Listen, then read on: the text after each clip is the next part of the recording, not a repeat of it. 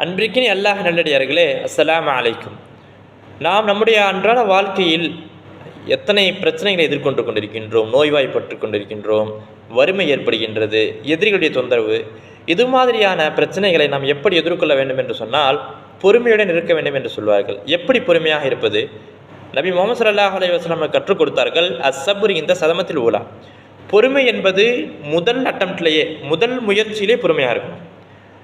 நமக்கு ஒரு கோபம் ஏற்படுகின்ற பொழுது சுற்றி உள்ளவர்களை தாக்கிவிட்டு, அவர்களை நோவினை செய்துவிட்டு, தகாத வார்த்தைகள் பேசிவிட்டு அதற்கு பிறகு பொறுமையாக இருப்பது அர்த்தமில்லை. நாம் முதல் முயற்சியில் நம்முடைய கோபத்தை கட்டுக்குள் கொண்டு வந்து விட வேண்டும்.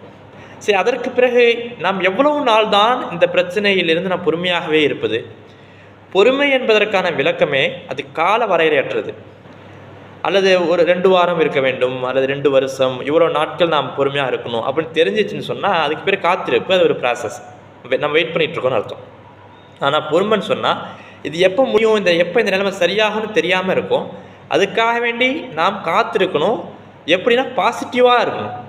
அல்லது இதெல்லாம் இந்த மாதிரி நடக்காது அப்படின்னு நம்ம அதிருப்தியாக விட்டுட்டோம் அப்படின்னு சொன்னால் அதுக்கு பொறுமை இல்லை. அதுக்கு பேர் பொறுமை இல்லை, அதுக்கு பேர் விரக்தி. அதுக்கு பேர் நிராசை அடைவது. நிராசை அடைவதை அல்லாஹ் ஒருபொழுதும் விரும்புவதில்லை. நாம் பாசிட்டிவிட்டியோடு இருக்கணும்.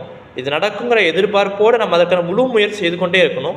அதே சமயம் காத்து கொண்டு இருக்கணும். இதற்கு பேர் தான் பொறுமை. உதாரணத்தை பார்க்கணும்னு சொன்னால், நாம் ஜக்கரியா நபி அவங்களுடைய 90 வயது வரைக்கும் தனக்கு குழந்தை இல்லையேன்னு சொல்லிட்டு அவங்க அல்லாஹ்ட்ட கேட்டுக்கொண்டே இருந்தாங்க. அல்லாஹ் தஆலாவும் காத்திருந்து காக்க வச்சு கடைசியாக கொடுத்தான். யாக்கூப் அலைஹிஸ்ஸலாம் அவர்கள் தன்னுடைய மகன் யூசுப் நபி அவங்க சிறு குழந்தையாக இருக்கும் பொழுதே மிஸ் ஆகிடுறாங்க, காணா போயிடுறாங்க. மீண்டும் வந்துடுவாங்கங்கிற எதிர்பார்ப்பு அல்லாஹ்ட்ட கேட்டுக்கொண்டே இருந்தாங்க. பல வருடங்கள் கழித்து அல்லாஹ் கொண்டு வந்து சேர்த்தான். இதற்கு பிறகு தான் அல்லாஹ் தஆலா சபுருன் ஜமீல், அழகிய பொறுமை என்று அல்லாஹ் தஆலா சொல்லி காட்டுகின்றான். எப்படி இறைவனிடத்தில் நாம் கையேந்தி தொழுது நாம் துவா செய்கின்றோமோ அதே போன்று காத்திருப்பதும் ஒரு இபாதத்.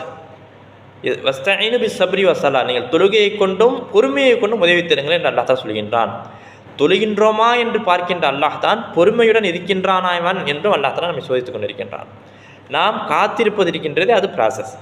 ஆகையால் இந்த பொறுமையுடன் இருப்பது இது ஒரு ஆக்ஷன் அல்ல, இது ஒரு செயல் அல்ல, இது ஒரு பயிற்சி. நம்முடைய வாழ்க்கையில் சின்ன சின்ன பிரச்சனைகளிலிருந்து எல்லா விஷயத்திற்கும் பொறுமையாக இருந்து பழகினோம் என்று சொன்னால்தான் நமக்கு நம்முடைய வாழ்க்கை பொறுமையான வாழ்க்கையாக வாழ்வதற்கு அல்லாஹ் தஆலா.